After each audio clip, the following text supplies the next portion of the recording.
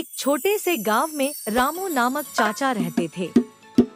वह बहुत ही ईमानदार और मेहनती आदमी थे। रामू का भतीजा रमेश उनके साथ रहता था। रमेश एक बहुत ही नामी लड़का था, लेकिन उसमें अकेलापन की आदत थी।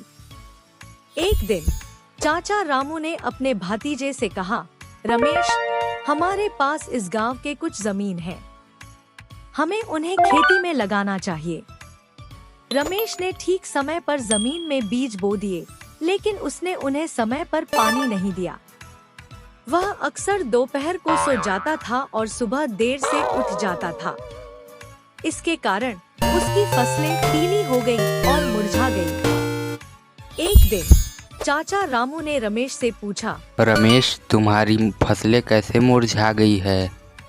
रमेश ने जवाब दिया, चाचा, मैंने उन्हें पानी नहीं दिया, मेरे पास समय की बहुत कमी थी। रामू ने उसे समझाया, बेटा, जब हमें अपने काम को पूरा करने के लिए समय नहीं मिलता तो हमें अपने काम को करने के लिए संयम रखना चाहिए। परिश्रम से ही हम सफलता प्राप्त कर सकते हैं। रमेश ने चाचा के उपदेश को सुना और अब वह अपने काम को समय पर करने लगा।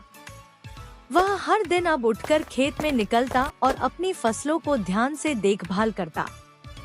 उसने समय पर पानी भी देना शुरू किया। धीरे धीरे उसकी फसलें हरी भरी होने लगी। चाचा रामू ने उसकी मेहनत की सराहना की और उसे बधाई दी।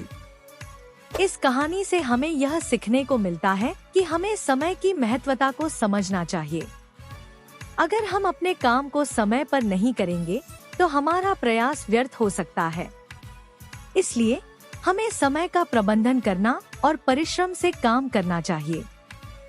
चाचा और उनके भतीजे की कहानी हमें यह सिखाती है कि मेहनत और संयम के बिना कुछ भी हासिल नहीं हो सकता।